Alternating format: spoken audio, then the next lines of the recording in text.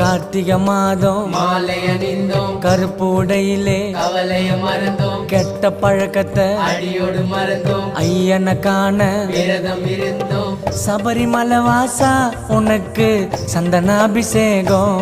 ஐயப்பா 5 மலையரசா உனக்கு நெய்யில் அபிஷேகம். எங்க உள்ளமே உருகுதையா உன் பூமுகம் கண்டதுமே, மன கஷ்டங்கள் தீர்ந்ததையா உன் சரணத்தை சொன்னதுமே, என் நோய் நொடி பறந்ததையா பம்பை நதியினில் குளிச்சதுமே, என் கண்களும் கலங்குதையா உன் அழகிய திருவடியில்.